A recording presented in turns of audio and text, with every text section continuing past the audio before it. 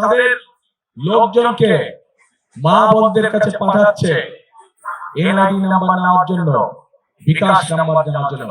এই খবর আছে আপনাদের কাছে?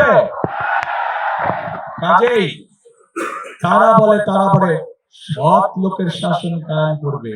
আরে ভাই, আপনাদের এই প্রস্তাবটাই তো সবচেয়ে বড় অসৎ প্রস্তাব। আপনারা অসৎ প্রস্তাব দিয়ে কাজ শুরু করে কিভাবে আপনারা মনে করেন যে আপনারা সৎ লোকের শাসন কায়েম করবেন? আপনারা সমগ্র জাতির সামনে মিথ্যে কথা বলেন যে আপনাদের অ্যাকাউন্ট হ্যাক হয়ে গিয়েছিল। বিশেষজ্ঞরা প্রমাণ করেছে আপনাদের অ্যাকাউন্ট কোনো হ্যাক ম্যাক কিচ্ছু হয় নাই। বাঁচার জন্য এখন আপনারা মিথ্যে কথা বলছেন। যারা নির্বাচনের আগে জনগণের সাথে মিথ্যে কথা বলতে পারে, তারা নির্বাচনের পরে কি পরিমাণ মিথ্যে কথা বলতে পারে এটি আমাদের সহজেই বোধগম্য।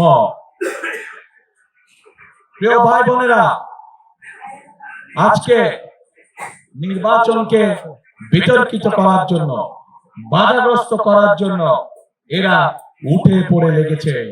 সেই জন্য আজকে এখানে লাখো জনতার উপস্থিতিতে আপনাদেরকে এবং আপনাদের মাধ্যমে সকল মা বোন এবং সকল ভাই বোনদেরকে, আপনাদেরকে এবং আপনাদের মাধ্যমে আপনাদের এলাকার সকল মানুষের কাছে আমি একটি আহ্বান জানাতে চাই।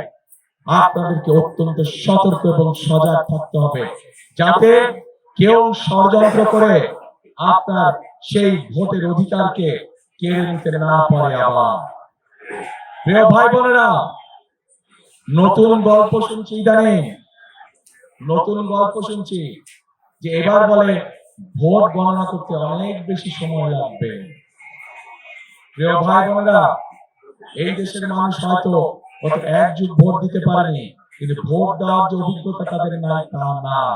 91 সালে ভোট দিয়েছে, 96 সালে ভোট দিয়েছে, 2001 সালে ভোট দিয়েছে। ভোট গণনা করতে কেমন সময় লাগে বাংলাদেশের মানুষের সেই ধারণা আছে। কাজেই যদি কেউ ভোট গণনা করতে দেরি হবে এই মিছিলা দিয়ে যদি কেউ কোন সুযোগ নিতে চায়, প্রিয় ভাই বোনেরা, আপনাদেরকে তা প্রতিরোধ করতে হবে। পারবেন?